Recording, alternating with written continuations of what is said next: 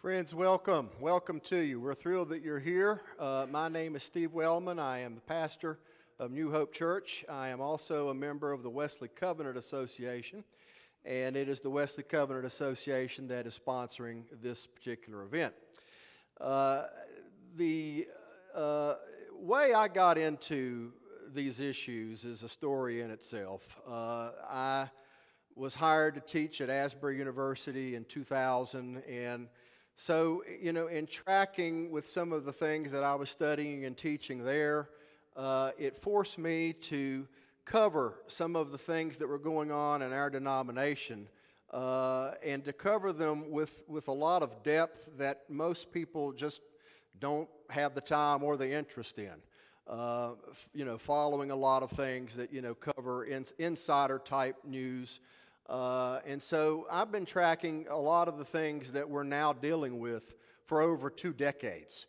And so when I came here in 2011, by then things were already starting to heat up. And when we first started to hear that disaffiliation was a growing reality, that separation was a growing reality, was after the 2012 General Conference.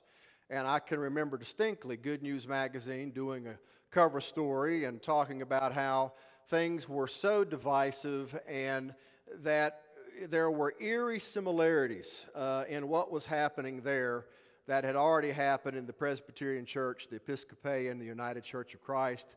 And they were seeing a lot of the same kinds of things reemerging. And so at least 2012, we started to address those issues very specifically and intentionally here in this church, following them, charting them, covering them, dialoguing with them, and we held our first information session that invited outside churches as far back as 2016, where we were informing people as to what was going on in the denomination at large. I often tell people that we are fortunate and blessed to be in a good conference. We are in a good conference, and we presently have a bishop that I dearly love, and we are blessed to have a superintendent that I love equally as much. I think Leonard Fairley and Chris Brady are both solid people, and this conference and our district in particular are very blessed to have their leadership. Having said that, I tell people that when you evaluate this denomination, you have got to come at it with a perspective bigger than your own church, bigger than your own community, bigger than your own district, and bigger than your own conference. You have got to evaluate the denomination as a whole. And you have got to be astute. And you have got to be vigilant in watching what the denomination is doing across conferences and how annual conferences are voting and what resolutions are getting passed and how there is a trend developing in the denomination at large. What jurisdictions and what conferences are putting themselves at odds with the discipline? This is not stuff that we make up. We're not inventing this information. It's well publicized that the entire Western jurisdiction has declared all of its conferences in that whole area safe haven for those who do not want to follow what was passed at the 2019 conference in St. Louis. The North Central jurisdiction and every conference that falls under it considered itself a safe haven for anyone that wanted to act against what was passed at the 2019 conference. The Iowa conference just recently endorsed the One Church plan that was voted down at the 2019 St. Louis conference. And so what we have essentially right now is a denomination in political upheaval. That's what we're in. No doubt you've probably seen circulated around the document that cross-compares the Global Methodist Church with the United Methodist Church. How many people have seen that document? It's circulating quite widely. May I say that when you look at that document, nobody would take issue with anything on it. Our gripe and our disagreement for those who are in the Wesley Covenant Association is not with any of the doctrines of the United Methodist Church, because we think that they're largely orthodox. What our concern is that there are entire jurisdictions, entire conferences, and bishops that are directly opposing, resisting, and rejecting that orthodox discipline. And so that's what has us concerned. And when you see the sheet that Cross compares, I mean, it becomes almost a moot issue. Because, yeah, it cross compares, but anything that's written on paper is only worth what's on paper if it's followed, if people actually abide by it. If they're not going to abide by it, then anything that you have printed on paper, any constitutional order, any amendment for governance, it's going to be worthless if no one follows it. So we are in upheaval, we are in political mutiny, we are blessed to have a conference that has followed constitutional order, and we've never had anyone since I've been here that has ever endorsed anything out of order in the North Carolina Conference. We're very blessed because of that. But as I say, we have to look beyond our conference at the denomination as a whole. Because when decisions get passed, decisions affect the church body as a whole. And we've already seen that the last General Conference in 2019, even when decisions get passed that are orthodox, those decisions are only worth whether they are going to be followed on the paper that they're printed upon. Are you following me? So, in the other information sessions that I have led, we have focused on why disaffiliation is the right choice, why it's necessary, and I think there's enough out there for those of you who want to refer to that. We've recorded those sessions and they're available on YouTube. Some of them are available on our Facebook site. We are recording tonight's session. It's being recorded as we speak, and it will be uploaded to YouTube sometime soon. But it'll be available for you, as well as the PowerPoint slides that you'll see on the screen. What I'm going to do for you tonight, I'm calling Living in the Overflow. Living in the Overflow. And our focus is going to be two parts. Why join the GMC? I have found that one of the dominant questions that has continually arisen, even when we were not directly addressing the GMC, is even if we were to disaffiliate, why would we ever want to associate with another denomination? I mean, it's been a dominant question. So the first half of this, about 30 minutes or so, I'm going to focus on why should you become GMC as opposed to becoming independent. I mean, there are some folks out there who are thinking we will just remain an independent congregation. I know many of you who represent churches here have told me you're already in the disaffiliation process. You're awaiting your charge conference date. Some of you already have your charge conference dates. So you're already moving into disaffiliation. You've already done that part. But now your question may be, what's next? Because disaffiliation only means that you're now out of a denomination. But what you do at that point is going to involve another set of decisions that your congregation will make. And some are wondering, why should we just remain, independent? So I'm going to focus on why I think the GMC is a more attractive option. And I'm going to give you 10 reasons why I think it's attractive. And then in the second part, I'm going to focus on why I think the GMC is the more attractive option compared to other Wesleyan alternatives. And there are several of those to choose from too. And as you read about other disaffiliating churches across the nation, some are going with Free Methodist, some are going with Wesleyan, some are going with Nazarene. I mean, those options are out there. But I'm going to show in the second half why I think, even compared to other Wesleyan alternatives, that the GMC is your more attractive option compared to those as well. Okay? Then after that, we will take your questions, and since this is being recorded, you will need to use a microphone, and we'll have an attendant pass you the microphone, and we'll go around the room for as long as we need and allow you to ask your questions. I will even allow you to ask questions that are beyond the scope of what I'm presenting here, if you want me to address something, related that's not necessarily tied to what I'm presenting, okay? So the questions are open for you. I'm willing to address whatever you bring up.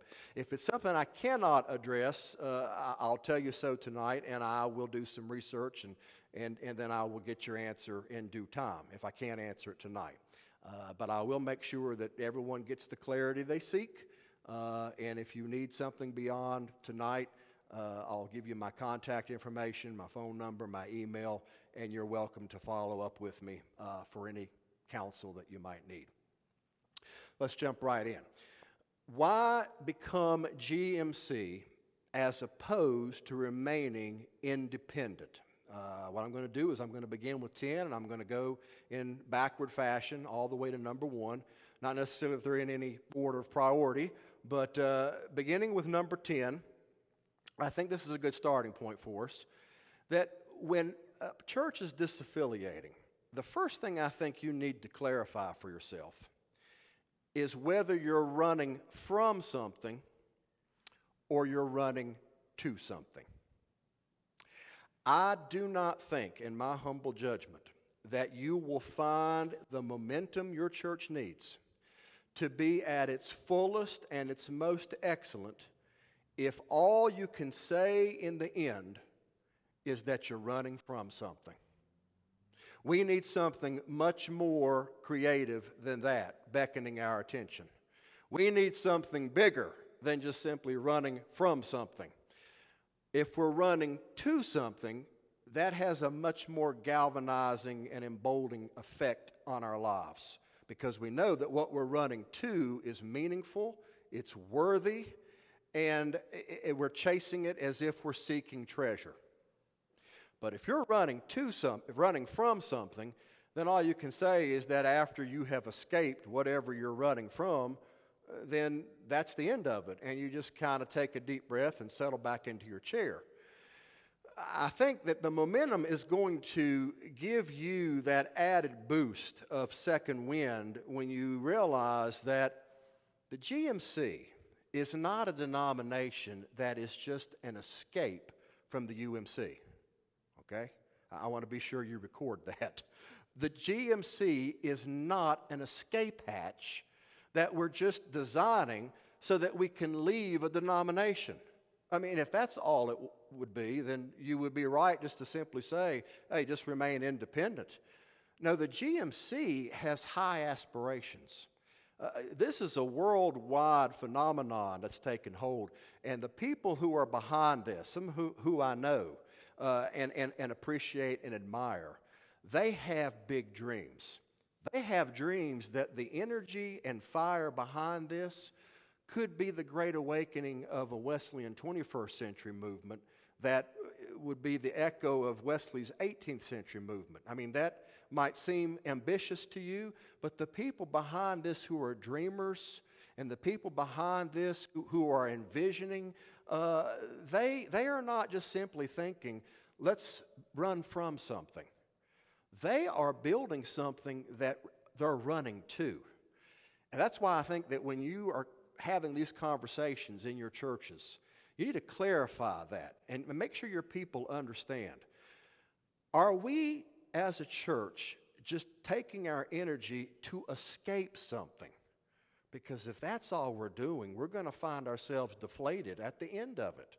You sign the papers, you're disaffiliated, and what's next? I mean, that just seems like the premature end to me.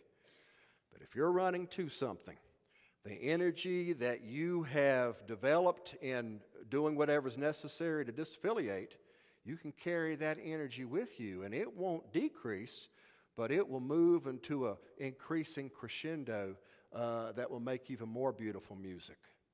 So, running from or running to. Number 9, no church is an island. No church is an island. One of my favorite writers through the years was a writer named Thomas Merton.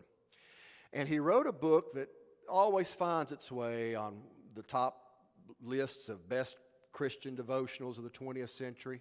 No Man is an Island was a remarkable book. And in that book, Thomas Merton attempted to show in vivid terms how none of us can become the people God means us to be in isolation. We can't develop the fullness of the fruits of the Spirit in loneliness. We can't find the fullness that God calls us to when we're detached from the larger community. Now, if that's true for individuals, it is magnified when it pertains to Christian community. Christian community thrives in deeper connection. You would be hard-pressed to read the New Testament and find churches that just simply existed in isolation. I mean, you read Paul's letters and you will see that when Paul references letters, he references connections. He will have entire paragraphs where he just goes through these multitude of connections of people that are tied together and connected. Historians and commentators say that when Paul was writing, only 1 out of 5,000 people were Christians in the Roman Empire. Now that's a staggering number. Because we have what? In Goldsboro proper, Wayne County, 45,000 people, 50,000 let's say. Do you know that if you look around this room in the classical Christian world, this would be a mega church. We would be a mega church right now with 1 out of 5,000 people. I mean, 50,000 people, you got 10 Christians. Wow, we got a mega church among us. I mean, so it was not just simply an option. It was a necessity that you had to remain connected. You had to have that kind of reliance on one another and dependence where you found inspiration from one another. No church is an island, and no church can exist and become what it's meant to be, detached and independent from a wider community. Now, number 8 is one that I'm particularly fond of because having taught courses like theology for over 2 decades, I have a deep appreciation for this one. Clarity in the midst of confusion. It is a breath of fresh air to me when I read the transitional book of discipline that was composed by one of my seminary former presidents, Jeff Greenway. He was one of the authors. They have a deep sense of who they are and what they are about. They are committed to the doctrines that they uphold. They don't speak of situational ethics. They don't speak of contextual doctrines as if they will be true in one community, but not true in that community. You might follow them in the Korea, but you won't follow them in New York. They will be different in California than they will be in Goldsboro. The GMC knows who they are, and they know that the doctrines that they're striving for are classically bound. They are reaching deep, and that's why they have preferred the reference orthodoxy. You say, why do they want to be using that word? Because orthodoxy stretches beyond Methodism, and it stretches deeper into the cross currents of Christianity throughout the centuries. Whatever your sign might say, if you uphold the core doctrines of the Christian faith, then you're orthodox. And that will be true wherever you are in the world. And so clarity in the midst of confusion will say that we live in a world, we live in a culture where there is escalating confusion. People are confused about many things. They're confused about morality. They're confused about identity. They're confused about their entire lives. And when you look at the world that we live in, it is largely chaos in the headlines from day to day. I've got friends who are even too depressed to even watch the news even more because there's just so much uproar and upheaval there. And if you think for a moment that upheaval and all of that uproar has no connection at all to the moral confusion that we are presently under, then I would urge you to reevaluate, because moral confusion gives rise to that. It is a byproduct of it. It's not something accidental, it's directly connected to it. And so the GMC is looking at their doctrines as a healing remedy. A healing remedy. You know, you read the Gospels and you think, well, Jesus had about 36 or so miracles, probably performed many more than that, but 3 dozen or so are recorded.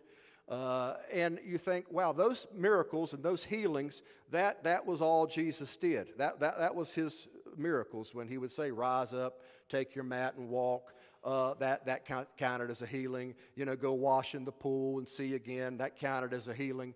But we don't look at, say, something like the Sermon on the Mount.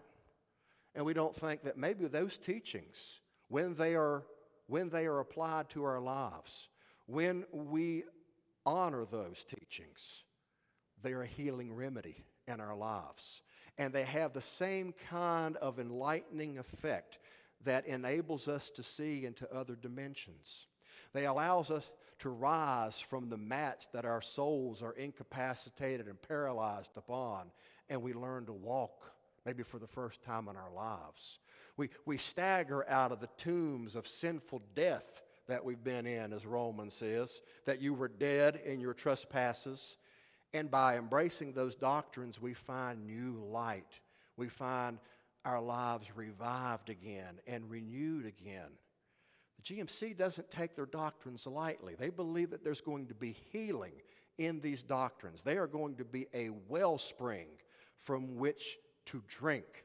And so in a world that has increasing shadows and escalating darkness, well, one of the remedies and cures, at least one of them, will be found through the clarity of doctrine that the Global Methodist Church is going to propose. And I think that if you get behind something like that, it has a way of inspiring you and building your confidence. Number 7, I want to share with you this image, the more excellent way.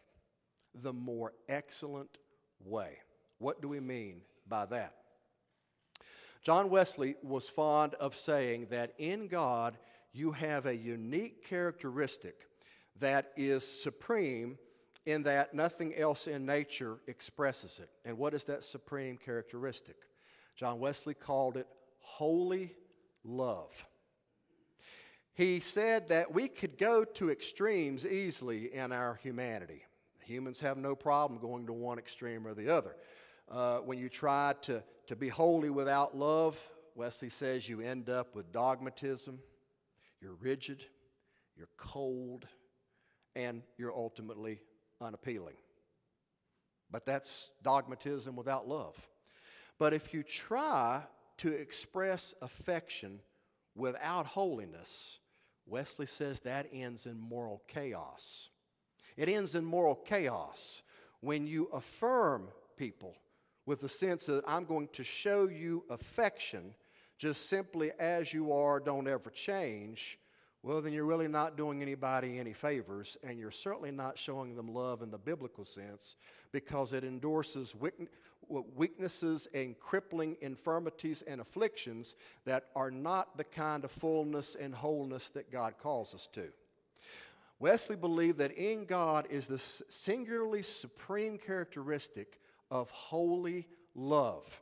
And we can experience that holy love through His Spirit empowering us and drawing us into connection where we are one just as Jesus and the Father are one. But it's that holy love that Paul refers to as the more excellent way. There are ways in which you are dogmatic without love. There are ways in which you try to be affectionate without purity or consecration or holiness. And both end with consequences, and both end in ways that are not at all in alignment with what God calls us to. But the more excellent way is supremely singular, and it is available.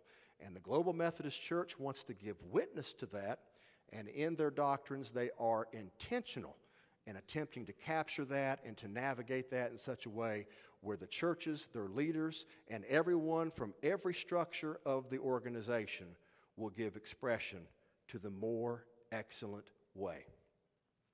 Number 6 is what I want to call expanding horizons. Expanding horizons. When I hear of a Wesleyan church, mind you, that says we're thinking of going independent, I have to tell them, you may want to consider changing that and not referencing yourself as Wesleyan. Because Wesley famously said, "The world is my parish." The local church is certainly on the front lines, and we'll come back to this here in a moment when we get to how the GMC is a better option than all other Wesleyan options. But for now, I will allude to it by saying that you can't say that you're Wesleyan and say that you at the same time are considering independence, because Wesley promoted an expanding horizon. He wanted us all to realize that the Great Commission is for all nations. It's for all nations. And if we think for a moment it's only for ours or only for my family or only for my community, then we're missing what we're called to. I know at one conference that the story is almost legendary by now. One representative stood up and he talked about how the UMC needed to build bridges with other religions, and that we needed to see the merit and the appeal of other religions, and we needed to see the truth that was found in those religions, and even the redemptive possibilities that were found in other religions, without necessarily promoting the supremacy of Christ. Well, one of the African delegates stood up and said, "If what he just said is true, please let me and my fellow brothers and sisters board the quickest flight out of here, because we need to get back to our home and tell the people who are risking their lives for the Great Commission that they don't need to do that anymore." No, that's not what we're called to. We're called to put our lives on the line because the world is our parish. And if we have that mentality, and if we're expanding the horizons in our backyard, then we realize, even as we do ministry in our local community, that what we're doing is so much bigger. It's sending out concentric circles in a whirlpool where it is a community church, but it has a worldwide reach. And when we have that in our minds and in our focus, it will give you a much larger dimension from which your church will identify itself and from which you will do ministry. Now, the next thing I want to offer to you is elevating accountability. Elevating accountability. It goes without saying that one of the reasons that we find ourselves in this dilemma that we're presently in, and as I've said, we're blessed that we have not had to deal with these issues in North Carolina, as some conferences have had to do. Asbury friends who find themselves in other conferences who are dealing with these dilemmas, my heart grieves for them, and I carry a heavy burden for what they're going through. But it is no doubt the case that there are entire jurisdictions and entire conferences and bishops who are rebelling against the discipline. What was passed at the 2019 St. Louis Conference, they have flaunted it in the face of the larger church and invited them, come and do something about it. Well, we can't do anything about it because there are no accountability structures outside of the episcopacy itself where anybody other than themselves can hold them accountable. Well, the first thing that the GMC did when crafting their transitional discipline was like the founders of the New Americas. When they set out to write what would become the Constitution, they began to look at all of the ways in which other cultures thrived, and they tried to take the best of what they had researched in other constitutions, and they tried to synthesize them into what would become our Constitution. They took the best of what the Greeks had produced. They took the best of what the Romans had produced. They took the best of what Great Britain had produced. And all of these constitutional orders, all of them, were brought together by the founders in a great synthesis. And yes, the Constitution is a thing to admire, and historians have said that it is certainly a supreme document in what it represents. But to call it absolutely original would be a misstep. Because what it is essentially is taking the best of what everything else had offered and observing the weaknesses and attempting to correct them. Attempting to correct what they saw as the weaknesses. Now, the Transitional Book of Discipline in the GMC is not a perfect document, but it is a document that has closely scrutinized the problem that we're currently in with the lack of accountability that exists at the top. And they have created accountability measures where bishops will be accountable to the people they do ministry to. They will answer to the people they do ministry to. And the people that receive the ministry, they'll be accountable to. We respect authority. We respect those who are in leadership. And it's a two-way street. It's not a top-down type of arrangement. But it is an arrangement that has looked carefully at what has become the problem and has attempted to frame a very carefully and very thoughtful design. And that is elevating accountability. It's not designed to reduce us. It's designed to lift us higher, to make everybody better by being more accountable to one another. Number 4, I want to offer to you as the fountain of youth. The fountain of youth. What has really impressed me as I've gotten to meet many of you through these information sessions over the last few months is I've heard several people say, I can't really recall the last time we've had so much energy in our church, where people are relying on each other, cooperating on each other, getting on the phone to each other. Joe, can you help us find this? Tom, can you help us find this? Betty, do you know where we can track this document down? You would not believe the energy that we've got going. And it's amazing. They say, our church, we remember when it was first chartered. We probably haven't had this much enthusiasm and focus and drive since we were founded. Well, that newfound energy that some of you are discovering, and you're realizing, hey, we're doing what we did, 50, 60 years ago at our founding. Well, if you want to continue to drink from the fountain of youth, you don't just quit when you disaffiliate. No, you keep that fountain moving. You keep that fountain replenished. You keep that thirst as an unquenchable thirst because it keeps you going back and it keeps your energy driven.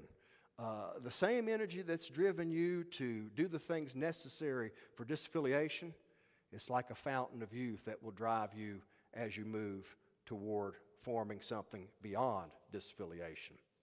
And that brings me to point 3, what I want to call contagious captivation. What do I mean by that? What I mean by that is it really is a contagious thing when you step into a magnetic force field. A magnetic force field that is going to draw all of the contributing parts that are made bigger and better by the total sum.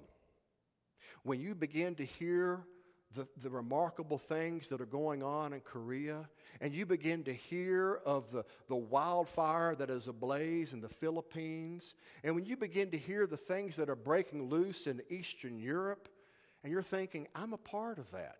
I'm connected to that. I support that. I'm a contributor to that. My imprints are upon that. It has a way of contagiously raising you. And it has a way of giving you a charge. It's contagious, and it captivates you. And I think that if you're independent, then you lose that element where you're able to look beyond yourself to that larger dimension out there and the wonderful things that are happening within it. The testimonies you hear, the witness that's coming out of it. I mean, there are good reasons why Methodism is growing in those parts of the world, why it's thriving in those parts of the world. And I'll get to that with the next point. Point 2, reviving the wonder. Daniel Jennings wrote an incredible book a few years ago called The Supernatural Occurrences of John Wesley. And in that book, he aimed to show that, yes, Wesley did ride thousands of miles, and yes, he did preach thousands of sermons, and yes, Charles Wesley wrote thousands of hymns. The number gets bigger every time you hear it, 6,000, 10,000, 12, who knows how many he wrote. It was a lot, we do know that.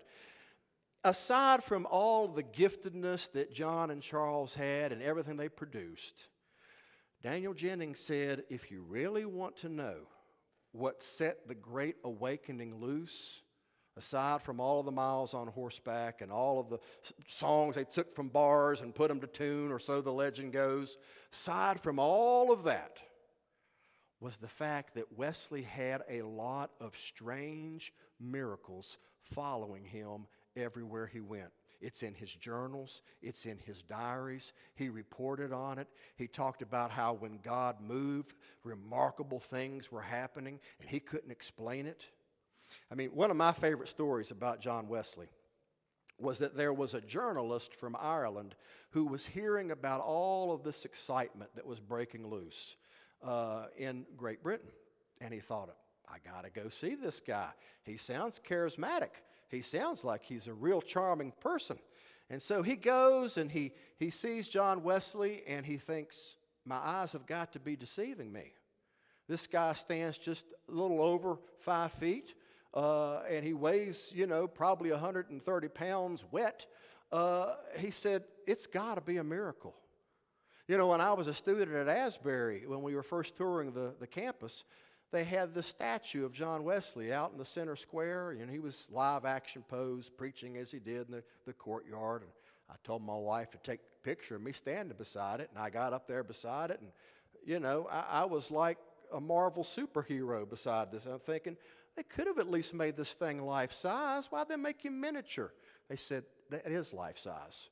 Really? I mean, John Wesley, his nickname was the Mouse of the Lord. That was his nickname. He was small. He was a little guy.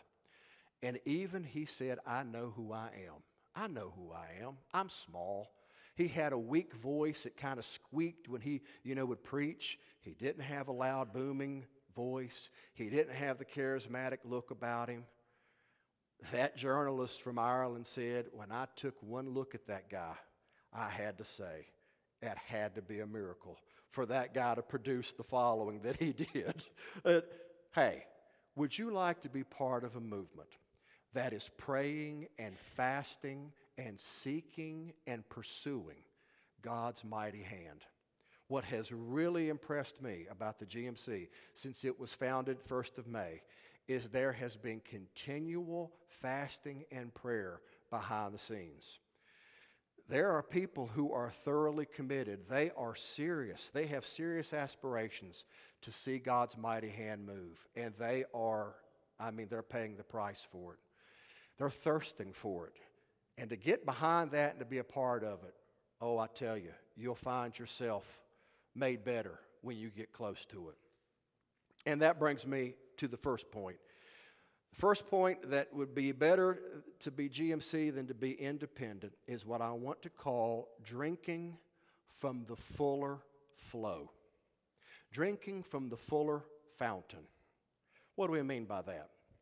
You might want to ask yourself, when it comes to training disciples to be a part of the Great Commission, when it comes to equipping them, when it comes to empowering them, do we have in our church all of the resources and all of the giftedness and all of the ability that we need to achieve that grand ambition?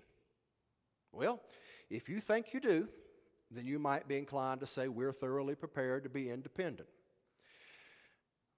But if you have that sense about you that thinks even in your moments when you'd like to be confident, you realize, Steve, did you just hear yourself? Did you just hear yourself talking big again? Take a look around. Do we really have the giftedness, the resources, everything we need to be the fullest that we can be? The GMC is forming strategies and they're forming designs where they will have teams in place. One is already at work now in this conference in North Carolina, behind the scenes. I'm already privy to what's going on, where they're getting ready to send out people who will be thoroughly ready by January 1st, when those who are disaffiliating and becoming GMC, they will be trained, they will be empowered, they will be equipped, they will be lay classes available. There will be a whole range of things to ensure that beyond your independent congregation, that you will have a deeper wellspring from which to drink, a deeper fountain from which to find your renewal. Well, those are 10 reasons that I think that going GMC are going to be better than becoming independent. But even if you decided you didn't want to be independent, you may decide you want to side with something that's already established. I mean, it is true the GMC is in its germinal seed bed. I mean, we're not even at the point when the little bud is popping out, There isn't any kind of sight yet. Isaiah talked about the little sprig springing up out of there, the little branch of Jesse popping up out of the ground. We don't even have a bulb in the seed bed hardly. But we are a denomination with a lot of dreams and a lot of aspirations. Some may say, hey, I'd rather go with the Free Methodist Church, the Wesleyan Church, the Nazarenes. They're established, and they have been for years. We'll go with that. Well, there is a reason that publications like Good News, Institute of Religion and Democracy, Firebrand, there's a reason that all of these publications are getting behind the GMC. There's a reason that Rob Renfro and Mark Tooley and David Watson are so excited about the GMC. There's good reason for it. There's good reason why my seminary, Asbury Seminary, has a number of people who've been writing books and have been getting behind the GMC, including the current president, Timothy Tennant. Why are they seeing excitement in something that is only in the seedbed? Well, I'm going to give you 10 reasons why all these publications are urging for people to get behind the GMC rather than one of the established Wesleyan denomination that's already exists. Some of these will be somewhat repetitive, but they will then build anew. And I'm going to lead with number one, Orthodox, or I'm going to go in reverse. I'll begin with number 10, and I'll work my way in reverse like I did with the first part. Let's do that. Let's begin with number 10, that from day one, Global Methodist Church aimed to be global. And some of the churches are waiting to come on board after the 2024 General Conference, but they've pledged that after that conference, they will come on board following the results of that conference to see what they can achieve out of it. But we already have pledges from Korea, pledges from Eastern Europe, pledges from the Philippines, pledges from Africa, of course, all across continental U.S. It is a movement that is global from day one. And, there's something to be said about a movement that is bringing in all of this wide reach, that after it's all said and done, it will be bigger than a lot of the currently existing Wesleyan denominations that are already established, that in the end, once all is said and done, the reach will be extensive. And for that reason, it is global from day one. Number 9, one of the advantages of the GMC is that it will offer more freedom and less duplication for your church's ministries. What we mean by this is that your church will be given freedom to design ministries that are right for your congregation. Given the way that a lot of the UMC presently operates, when you have your apportionments handed to you, there are already predefined ministries that are there. They're handed to you. And many will say that after they pay their apportionments, they really don't have a lot to do with what they would otherwise do locally. Well, the GMC is going to permit you to tailor your ministries to the relationships that you're building in your community. You may have connections to ministries that you find very important in your community, and you've probably thought, we would do more if we didn't have apportionments that we had to fund from year to year. We would support these ministries with more outreach. I know one of our favorite is Goldsboro United Ministries, a ministry that attends to a lot of the downtrodden in our area. And they do a lot of wonderful things. They help people with their rent. They help people with their utilities. They help people with a lot of things when they are in desperate circumstances. And we support Goldsboro United Ministries. We wish we could support them more. And our aspiration is that in time, we will want to be a bigger partner with them in the work that they do, which is a magnificent work. And they're more equipped to do it than a lot of churches are, because they have a database that they work from, and they have a team of people, which an individual church to pull that off would be much, much harder to do. They're able to accomplish things because of the resources they have available. That's just one example in particular that you might think about. But the GMC is going to give you more creative space to design the ministries that are going to be right for your church. Number 8 is greater autonomy for local churches. Greater autonomy for local churches. Now, if you are going to go independent, I will tell you that to be self-managing, that's no easy task. You'll have to advertise for your own pastors. You'll have to have a team that interviews them.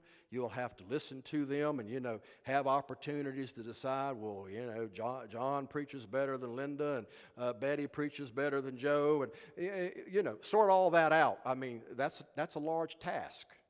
Well, having said that, that when you're a part of the denomination, you don't have to be entirely responsible for that. But on the other hand, even though you'll have a growing level of dependence, you'll also have a growing level of autonomy.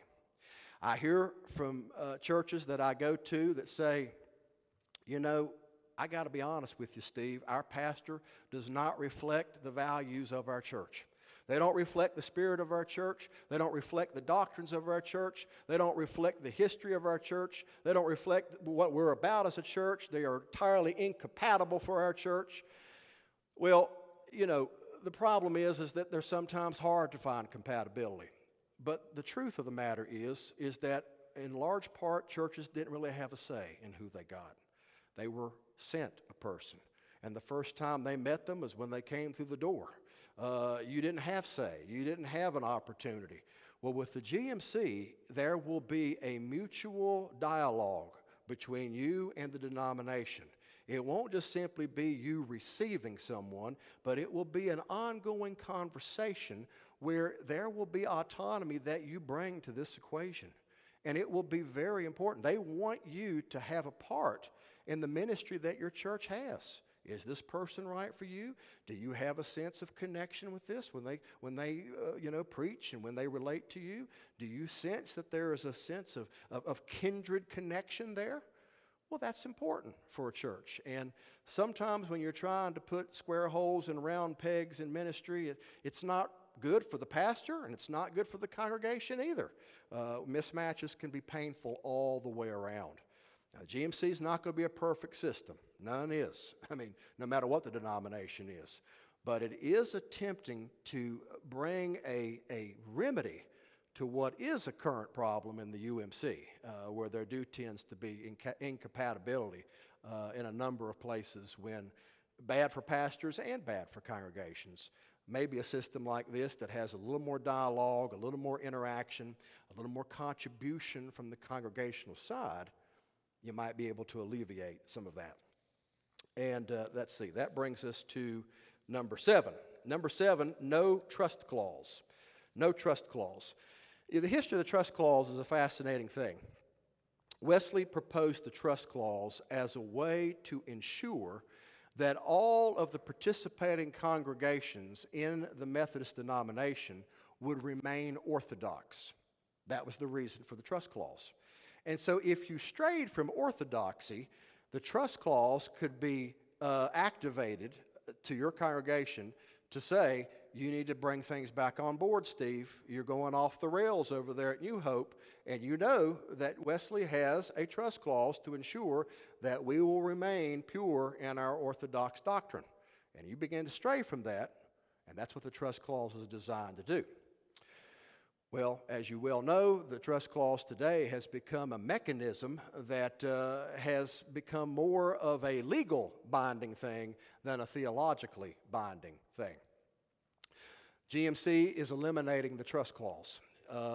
You possess your property even today, but like a lien, the trust clause ensures that the denomination will have the final say and authority as to how you use your property. That's how the trust clause operates. Well, the trust clause essentially binds you in the sense that you don't fully have complete authority over your property, even though you paid for it and you maintain it and such. Well, the GMC will invest you with full possession of your stewardship. You will be the stewards of it. You will possess it. When you become a member of the GMC, you do so voluntarily. You do so on your willful accord. And if you decide that you don't like it, you're free to leave at any time. No strings attached. Nobody's going to hold you hostage with any legal binding thing. The trust clause will be eliminated. You will be the full steward of what you possess. And if you decide to be GMC, you will be so purely voluntarily. And that brings us to number 6. The GMC aims to be a less expensive church. Now, I don't think the UMC set out to have as many institutional offices and organizations and agencies and for the bureaucracy to get as massive as it currently is. From 2016 to 2020, you would be amazed at what the budget was for the United Methodist Church. It was over $600 million. I mean, there are countries that don't have that as a gross national product. I mean, that's a large number. And it's largely because that there are so many agencies and so many offices and so many things up the bureaucratic hierarchy that it inflates the budget. Well, the GMC is going to be more streamlined, and it is going to eliminate a lot of the bureaucratic red tape, and there's going to be a lot of positions that will be maintained on the front lines in local churches. And they'll be maintained by people who work as volunteer status. So there will be a downsizing and a streamlining, and it will be a simpler design and a simpler arrangement. And what that all means, of course, is that it will be a reduced apportionment. It will be around half of what the present arrangement is. So whatever your apportionment is presently, the GMC will be half of that. And in some cases, even lower. So local churches will have more flexibility to carry out their local missions and to be more connected and involved in their local communities. That brings us to number 5, greater accountability for bishops, clergy, and churches. I mentioned this with the discussion of independence, but I come back to it. There will be a committee designed which will be made up of people that are receiving ministry, and that will be the committee through which the bishops will have accountability to. And when there are issues in which there are straying from disciplinary requirements, they will be accountable to answer to those they do ministry to. They will be accountable to them. And so what it's designed to do is to create mutual levels of respect, mutual levels of accountability where we're looking over one another with love, not attempting to reduce one another, but ministry lifting us and us in turn providing an accountability that lifts the leaders that are providing that ministry. And that brings us to number 4. It will be a streamlined path to ordination. We have a reputation in the UMC as having one of the most complicated ordination tracks out of any denomination that's out there. I have a cousin who's Baptist, and he pastors a pretty good-sized church right outside of Houston. And he will often laugh at the path I had to take and the path that he had to take. Before going to Houston and moving into what was a church that's probably 10 times the size of the one I'm in, a bishop met him in a mall parking lot. And they got a Bible out. They each laid hands on it. He put some oil on my cousin's head. Be blessed. Go win the world for Jesus. And he went down to Houston, and that's what he's been doing ever since. And about 3 or 4 years later, I told him I'm finally getting where I need to be in the United Methodist Church. I've written my 100th paper, and maybe I'll finally get past this time. You think about all the channels we have to go through, and that's even after getting your MDiv and in seminary. You go through one channel, then 3 years later you go through another channel, and there are retreats you have to attend and mentors you have to connect to, and it is a long process, and I get it. I know that they're trying to create professional structures to raise the standard, but it has become bloated, and it has become something that is excessive. The path to ordination is going to be flexible in the GMC. Not only will the MDiv be one track, but there will be other tracks as well. A course of study will be a track. Undergraduate degrees that are tailored for ministry will be a particular track. MAs that are not necessarily MDiv, they will be tailored toward a particular track. So there will be a number of different options available where a person can receive ordination, not necessarily in the singular track that the UMC currently practices. That'll be another advantage. Number 3 is an emphasis on the local church as the front line of ministry. You know, I think it's the case. You can talk to people who've been district superintendents, people that have been bishops, people that have served on boards, people that have been on the board of ordained ministry, and they will tell you it was meaningful work and it was work that was needed, but I don't recall many conversions coming out of that work. I don't recall many revivals emerging out of that work. You know where the revivals are going to take place?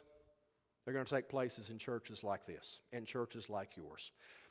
The GMC is going to empower the local church for it to be the front line of the ministry that you do. One thing that they're going to eliminate is the district board of ordained ministry. That will be eliminated entirely. It's an unnecessary structure that just seems to be one more level that we've got to kind of work through. There are going to be a lot of things that they attempt to streamline in order to empower the local church so that it will be leaner and efficient and more effective. And that brings us to number 2. A simpler church with less top-down decisions. A simpler church with less top-down decisions. We're going to have a church that's going to be thoroughly laity empowered. There's going to be a renewed emphasis on empowering the laity and equipping the laity. I'm just having a conversation with my good friend Jeff here, who was talking about laity ministry and the joy he's had in the years of doing laity ministry and going into other churches and speaking and being a part of a connection throughout the district where you're able to utilize that ministry. That's going to be the grassroots connection. And the GMC is very serious about equipping and empowering laity to be on the front lines. No longer will you be viewed as a second-class citizen behind those with clerical status, but you're going to be with them and say, hey, we all share in this great commission. We're all disciples together. We may have a shepherd, but you're equipping us to do the work and task of witnessing and being disciples. And so that's going to be one of the ways in which the GMC attempts to achieve that. And number 1, the one that really strikes me and appeals to me is orthodox theology that stands on scriptural authority. what is going to be unique about the GMC is that they are going to make the historic creeds a part of their official doctrines. You might be surprised that when we talk about the Apostles' Creed a lot and read it a lot, but that is not actually an official United Methodist Creed. It's not even in the discipline. It's in our hymnal, but it's not in the discipline. What they're going to do is they're going to make the Apostles' Creed, the Nicene Creed, and the Council of Chalcedon Creed, the definition of Chalcedon, all official creeds of the church. Because what those creeds do is they enlarge you beyond Methodism. They enlarge you beyond John Wesley, and they plant you squarely within the great history and succession of apostolic succession. That we're reaching all the way back to the Acts and back to the great reach of Christianity, and we're linking ourselves in sisterhood and brotherhood with that wider reach.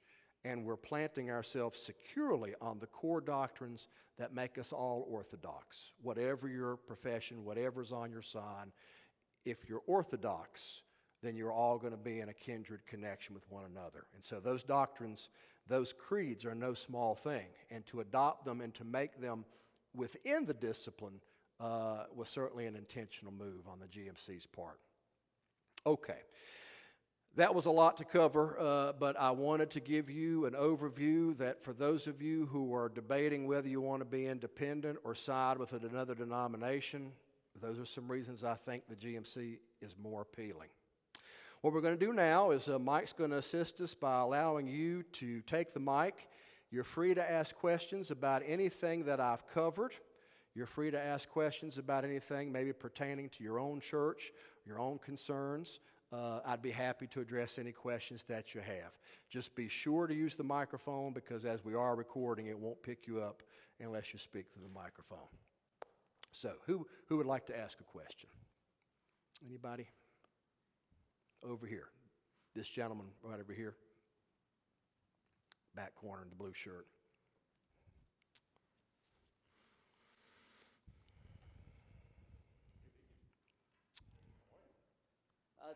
I was wondering, there was a lot of comparisons in the second part to the United Methodist Church, but we really didn't hear much distinction specifically as to the Free Methodist and the Nazarene. Can you elaborate on that and give us more background as opposed to, most of us have a lot of background with the United Methodist Church, but we don't know much about these others, so it's hard for us to compare what's there against these others since that's the way it was couched. The Methodist churches in general do have a very common nucleus in the way that they function and the way that they operate. And so there are going to be a lot of similarities between them. What I tried to do is to tap into what's going to make the GMC unique rather than to cross-compare to say the Free Methodist Church does this, the Nazarene Church does this, the Wesleyans do this, in terms of governance, in terms of the way they attempt to position themselves and such. My interest was to talk about what makes them more unique. I think those denominations have their appeal. Free Methodist, Wesleyan, and Nazarene, they all aim to be orthodox, all three of them. They all aim to promote very similar doctrines that the GMC is going to promote. The GMC is going to be unique in the way that it adopts the creeds as opposed to those. And their organization is going to be a little different. But my focus was mainly to look at the ways in which they're unique and what's going to set them apart and why Good News and Institute of Religion and Democracy and Firebrand find their arrangement particularly attractive and believe it's going to have great potential in the long run overall, that it will end up being, it will have a larger reach eventually because of all these unique aspects. Ask one more question.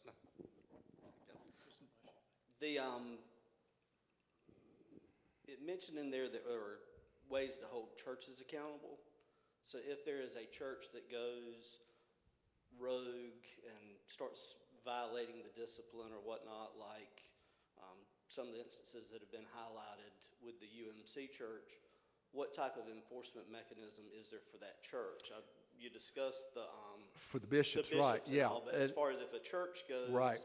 astray, is there an enforcement Yeah, well, there will mechanism? be accountability measures for bishops, accountability measures for pastors, and then accountability measures for churches. Returning back to Wesley's original idea of the trust clause that attempted to hold churches accountable by how consistently they maintain their doctrines. And that's really what the GMC is going to be holding us to.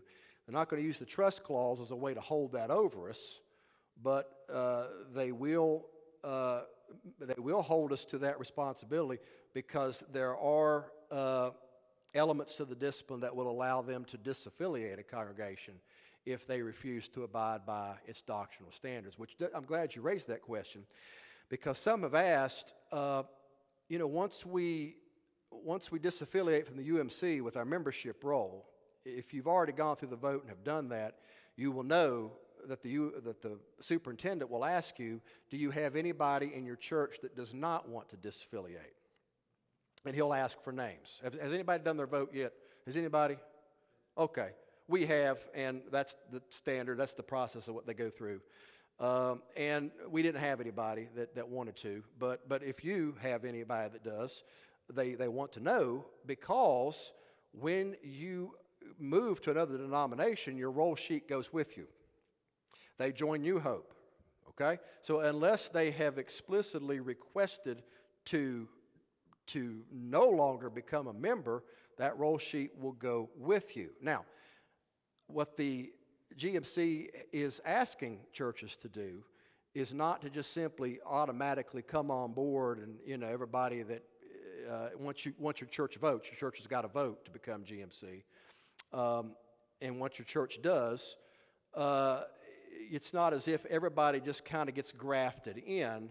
They do want people to adhere to the GMC doctrines. And so, we're thinking strategically, about offering a Bible study or, a 6 to 8, 12-week study on what's the GMC about, and making that a part, of your Methodist men or your Methodist women or your morning Sunday schools or whatever. You can use that as a way to enable people to know what are they committing to, and then you can identify some Sundays, early as we make the transition, membership Sundays, where people will align themselves with the GMC doctrines. It will become, as we talk about elevating accountability, it become elevating membership too. Any of y'all familiar with Tom Rainer?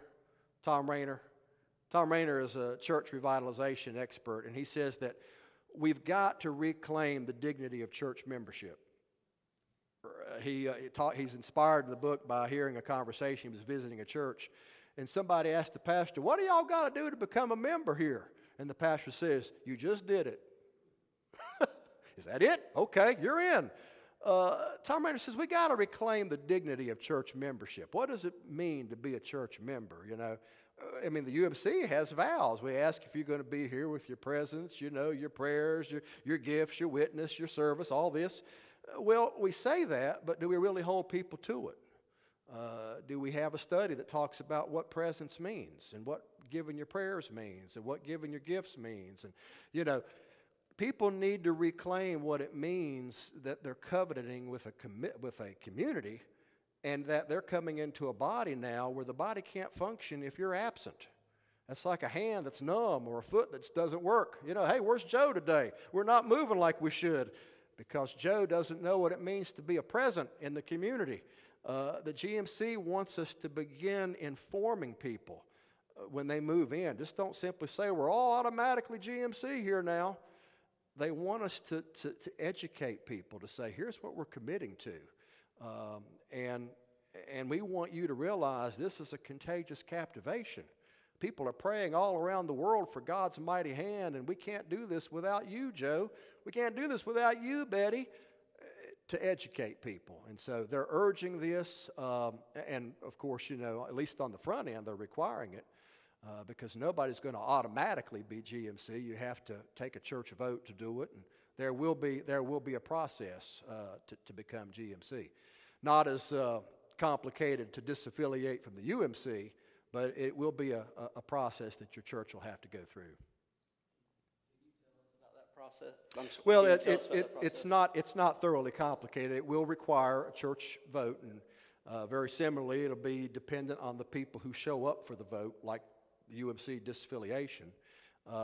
It'll be dependent on how the people vote that'll represent that church's direction, and then you'll charter into GMC affiliation, but that's your church. And now for the individuals to profess GMC affiliation, that's where they're wanting the church to take some responsibility there to help educate people and to enable them to say, not just that you're an automatic church member, but to bring them in to enable them to embrace that and to own it individually.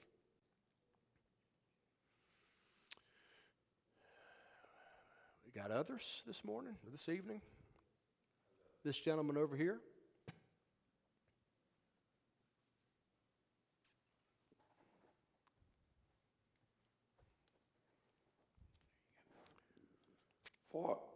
What is the UMC going to do with the discipline to make us want to disaffiliate to start with?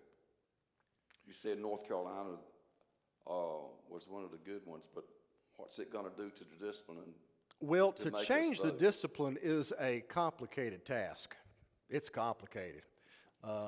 It requires more than a 2/3 vote at General Conference, and there's a lot of hoops you have to go through to change something doctrinally. And to change something doctrinally is very difficult, and that's not our concern. Our concern is the fact that the discipline will remain as orthodox as it is, but people will continue to ignore it.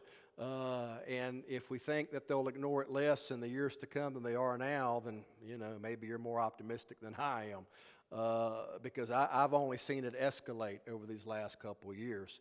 The discipline, and that's what some have faulted the GMC on. They said they looked at the GMC discipline and the UMC discipline, and doctrinally they said there's a lot of similarities between the two, as that chart that goes around evidently shows. And that's not the issue. The issue is not whether there's any resonance between us. The issue is whether there's application of what's actually on the paper. And that's where our concerns are. What the GMC is trying to do and what distinguishes its discipline is the way that they're going to ensure that those doctrines, as rich as they are, that they will actually be followed and that people will be held accountable if they stray from them. That's where the difference will be.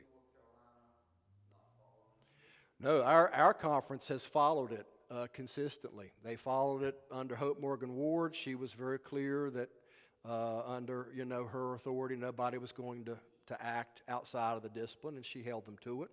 Leonard has done that. We've been very fortunate for that. In Iowa, Western jurisdiction, North Central jurisdiction, they haven't done that. But we have, and we've been very fortunate for that. But the problem is that you need to look at the denomination as a whole. You need to look at the trajectory of the denomination as a whole and say, bishops, conferences, jurisdictions acting in ways that stray from constitutional order, that's troubling. It's troubling for where the denomination's going as a whole. And when you cross-compare other denominations, Presbyterian, Episcopalian, Lutheran, United Church of Christ, it's troubling when you see echoes of what they went through and what we're presently going through. Very similar kinds of issues that just tended to escalate rather than to de-escalate. So that's what we're concerned about. And what the GMC has done, doctrinally, there's a lot of consistency, but it's the accountability measures to ensure application that is what distinguishes it. The next question is over here. I want to thank you for talking about respecting the discipline and following it. I do take issue with the fact that you have said on multiple occasions tonight that our annual conference has acted in accordance with the discipline. How is it not disrespecting the discipline to disaffiliate for any other reason that is specifically specified in paragraph 2553? Elaborate what you mean. Okay? In the opening of the disaffiliation paragraph added by General Conference 2019 is the basis under which to disaffiliate. And in that basis, it says that a congregation can choose to disaffiliate within the narrow reasoning range of either a moral objection to the actions of General Conference 2019 in regards to human sexuality, or the actions or inactions of its annual conference. Of all the things, accountability issues in other conferences, in the other justifications or reasons for disaffiliation, I do not see them falling within the disciplinary pathway to disaffiliate with integrity.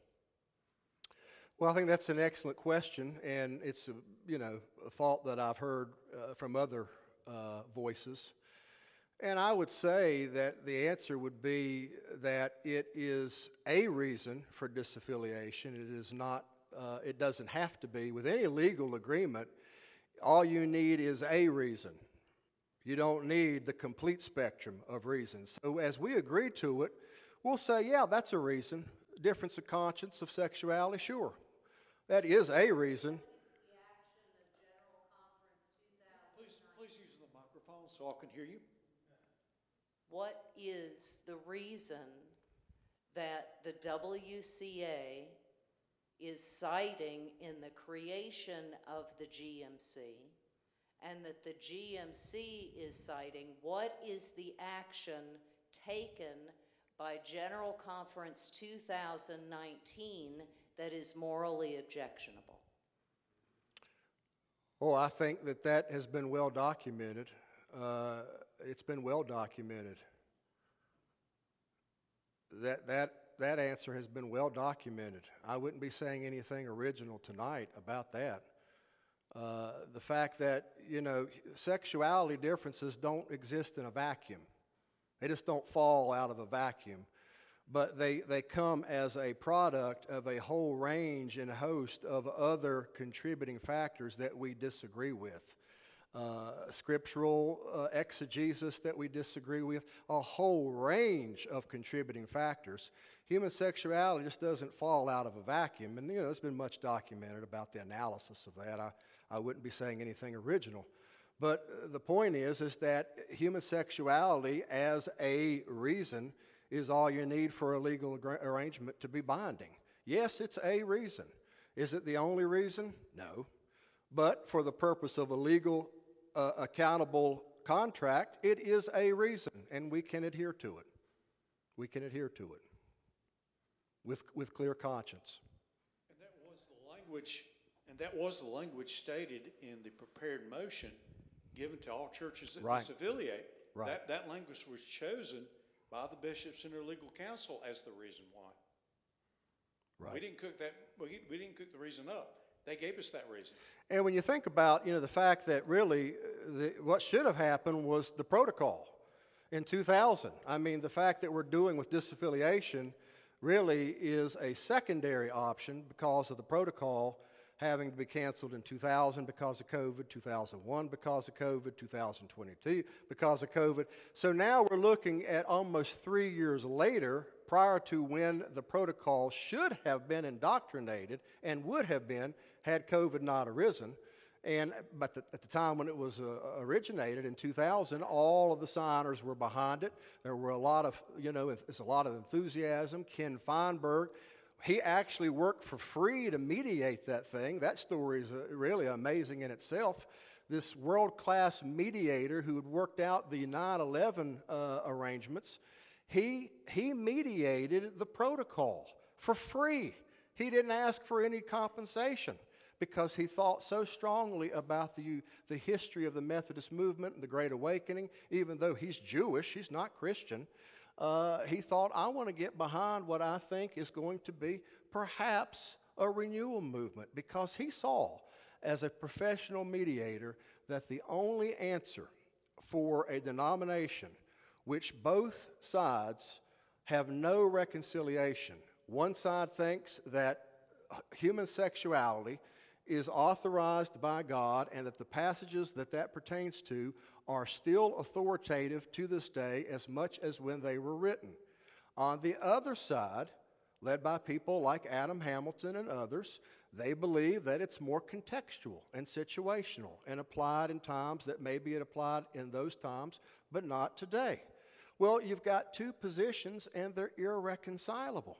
Well, Ken Feinberg said, I'm not a rocket scientist, but the only option that you've got is to separate, because you're each going to, impinge on the other.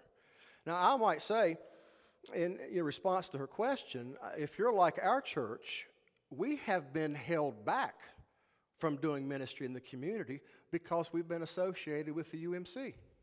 We had opportunities to partner with Wayne Christian Academy in what would have been an amazing thing for our church, and yet in their bylaws they could not associate with a denomination that had unorthodox associations, and so we could not partner with them.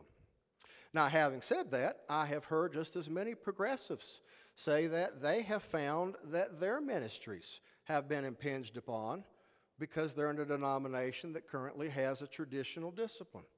So, Ken Feinberg says you have a dilemma here that it really seems only an amicable separation will solve. And originally, the protocol signer saw that. Now, since the protocol, kind of fell apart during COVID over, 2.5 years, we are now at the place where it then fell back. It wasn't an obligation. Annual conferences had no obligation, but they could have used 2553 if they so desired.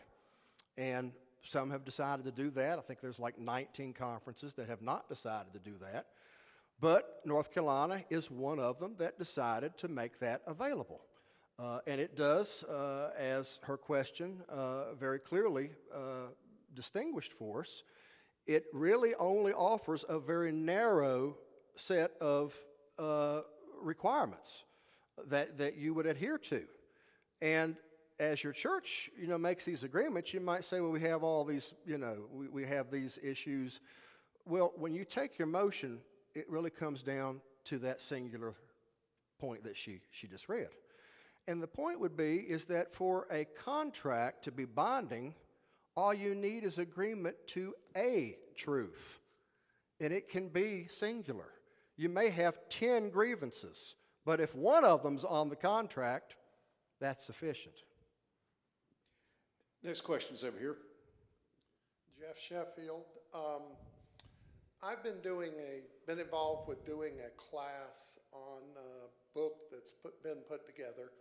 It's like 35 different essays. It's called The Next Methodism. Right, by Ken Collins from Asbury. Right. And most of the authors in it are from Asbury. Right, and it's an extraordinary document. We're doing it once a week, so we have a commitment of like 35 weeks with the introduction, 36 weeks to do it. We have been going through these different essays. The question back here kind of brought me back to the essay, it was either last week or the week before, where we were talking about part of the problem that we're dealing with, and this goes to maybe part of the moral issue, is what we're having our clergy students taught at seminaries. And there's no control. It's much like academia that we're seeing on a larger scale across the country, where there's no control, there's no checks and balances of the seminaries. Right. So I guess the question here is, what are we going to do in the global Methodist Church to have those checks and balances on the seminaries? Well, that's a good question. Asbury has identified itself as a supporter of the GMC, but Asbury remains independent. It's Wesleyan, but it's not affiliated, and it will remain unaffiliated. They just like the freedom of being unaffiliated, but they are in a very, I think, specific way with Ken Collins and that book have shown that they are very much behind the GMC and what they're about. But, the fact that you bring up the seminaries, I have mentioned that in some of the other presentations that I've done. I talked about the story the Institute of Religion and Democracy did on Isle of Seminary out in Colorado, how they recently endorsed paganism and atheism as live options on their campus. I'm not making this up. You can find the article. Garrett in Illinois offers a specific degree on LGBTQIA studies. And you wonder, wow, if this is not in our discipline, then how can you be offering a degree, sponsored with United Methodist funding, I might add, to offer a degree in studies that are not supported by the church itself? We had a chapel service at Duke where God was prayed to as the old queer one. I mean, and on it goes. I mean, Carlos, my friend here, is a graduate, and he could testify to some of the things that went on at Duke while he was there. Seminary curriculums, the courses that are taught, you're right, that there's a vast departure that's well documented, that certainly strays from orthodoxy and the discipline of our very own church. These are pastors being trained that could very well end up in your congregation. And so the GMC finds this problematic. Now, at the moment, there are no GMC-specific colleges or universities or seminaries. But there will be some like Asbury who identifies, with their mission, and they will certainly be a source from which ministries will be drawn. One bishop made headlines over the summer where he said in the post-UMC design, there ought to be some maneuvering to exclude any Asbury graduates from, the next UMC. It was an article about it. So I found that interesting. But I don't think any Asbury students would take that personal because, Asbury's getting behind the GMC. And Ken Collins just being one in particular who's advocating for Asbury to be a source from which their ministers will come. Now, whether they will begin to, design some other universities and colleges into that arrangement will remain to be seen. When Ken Feinberg came up with his decision, he said, why should the traditionalists be the one to leave? You had an expert mediator make this assessment. Why should they be the ones to leave when General Conference in St. Louis, the vote prevailed? So why should they be the ones to depart?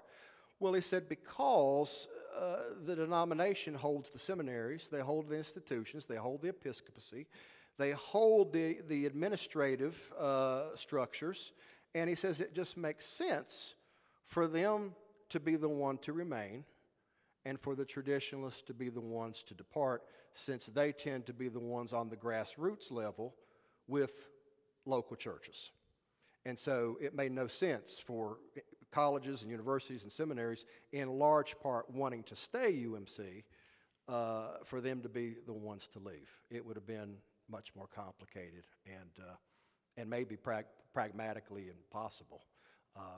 So you're right. I mean, those seminaries are staying put. The only one that was remotely close to orthodoxy, even they've decided to stay put.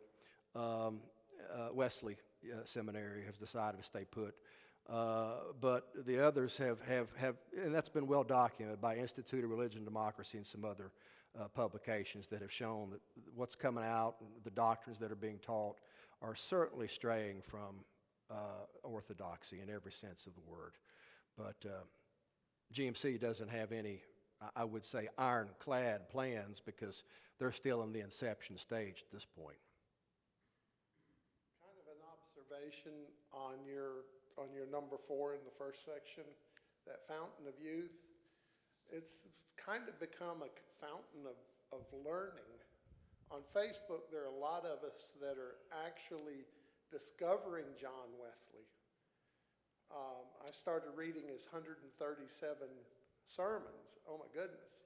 You know, it's incredible, and we haven't really been taught that through Your the testimony churches. is right on the mark, and people have been saying that. The rediscovery of the teachings of the classical church, going back and relearning those, and diving in and learning things that really they haven't thought about maybe since the chartering of their own congregations. That's why I call it a fountain of youth, because it's been a renewed energy, and one that I think can continue, and momentum can compound if you build on it by going beyond just merely remaining independent, which in my humble judgment just seems to end prematurely in my mind. Carlos, did you have a question? Yeah, well, I don't have a question. I was just thinking about the moral issue question. Yeah. I'm from Colombia, South America. I came to the United States in 2012 to Goldsboro to be a teacher. I was teaching Wayne Public County Schools. Pastor Jerry, whom you know Jerry pretty Mitchell. well, he passed Anybody away. remember Jerry Mitchell from Garris Chapel, who's now deceased? He used to go to Jerry's church. Jerry's the one that got him in the ministry. He mentored me into ministry, and the first question he asked me is, would you like to be a minister? And I said, no. He said, why? Because I have enough with the children and their parents. I don't want to be dealing with people. People are complicated. Isn't that true? I think it is. But the moral issue, I'm going to tell you what I found it is. And it's I don't think it's complicated to answer that question. The moral issue is that, biblically speaking, and I'm not thinking about Methodism, I'm thinking about the Bible. We have moral duties. And one of the moral duties is in the sexuality part. The marriage is between a woman and a man. There's nothing in the middle. It's not acceptable. It has to be refused. That is one moral issue. Another one, Jesus Christ is not an activist. So I've been telling people Black lives don't matter. Black Lives Matter is not a good thing. It's all lives matter because we are all Christians. So activism becomes a moral issue. Also, when you teach things that are not right in the church, the Bible clearly says that if a blind leads the blind, they are going to fall into a pit. And that is condemnation. And as a pastor, I don't want to lead anybody astray. Otherwise, I'm going to be condemned and you are going to be condemned. I don't want that. I have a beautiful wife and 2 beautiful children that I want to protect. But I also have a responsibility as a pastor to lead the sheep of God to be real sheep and not goats. So you have several moral issues. I was kicked out of a United Methodist Church in response to something that you posted on Facebook. And the bishop, and I don't have a problem telling names, Hope Ward was telling me, Carlos, we have invested heavily on you going to Duke Divinity School, and look at what you're doing. You're not a Methodist. You're not Methodist. And I said, why is that? Because you're not gracious. Your theology is a theology of judgment. And I said, then you're calling God a judging God. Because All I do is to read the Bible and preach what the gospel says. And I said to her very clearly, I don't think you understand what grace is. Bonhoeffer would say, everybody wants to have cheap grace, to do the very least to be saved. I would say, brothers and sisters, the best way to interpret grace is to live a life of holiness. And this has nothing to do with Reformed theology. It has to do with the heart of grace. And if Jesus Christ himself came to show us how to live, all he was doing was what? Good works. So we confess with our mouth that we are Christians. But our good works, and I would call them faithful works, are the response and the evidence of the gospel. Once you do something different from the gospel, you have many moral issues right there. So we have moral duties. Yeah, thank you. Thank you, brother. Thank you. Carlos is, he's a good friend. He sounds a little bit like Jerry Mitchell, doesn't he? I wish I could keep you here all night, friends. I know it's getting a little late, but I do want to send you forth with one concluding story. It was in the mid-1940s, and a professor named Professor Orr took a group from Wheaton College to tour some of the influential sites in Europe that had made an impact on the Christian faith. And it was a remarkable kind of experience for students to have, and I wish I had one like that when I was a student. They got to go over and they got to see a number of significant places. But last on their stop was the home of John Wesley.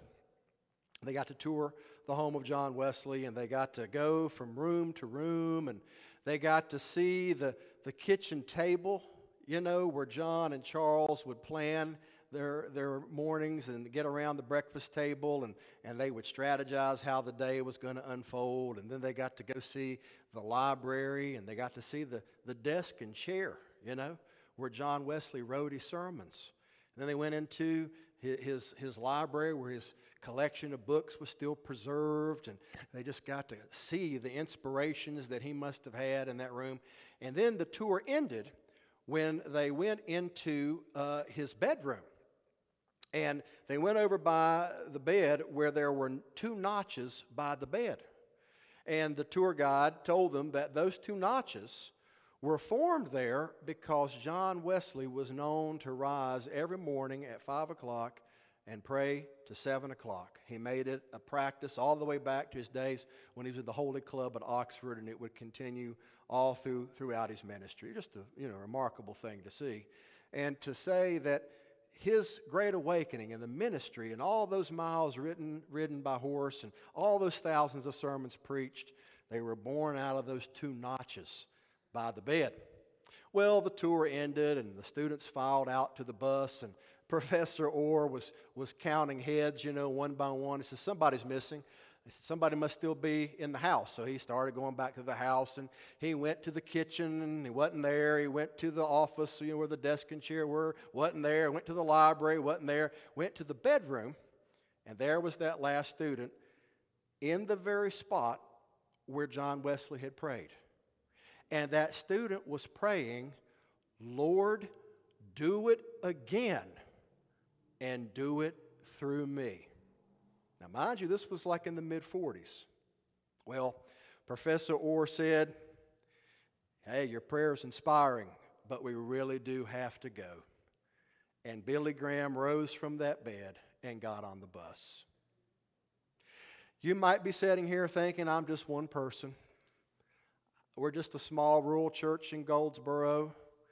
Hey, how about we all pray? Do it again. And do it through me. Dear Jesus, I pray for every person who's here. I pray for every church represented. I pray for every pastor who's here. I don't know the directions that will be unfolding in the months ahead, but I pray that you will rest upon them if there is a prayer that we all need to pray, I pray it will be, Lord, do it again and do it through me. Do it through us. Do it through our churches, even here in Goldsboro. And may we not at all minimize what great things you can bring when we know that you do it for your glory. In Christ's name we pray. Send us forth.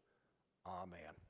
Thank you, friends. Thank you for being here. If there's anything I can do for you, don't hesitate to let me know.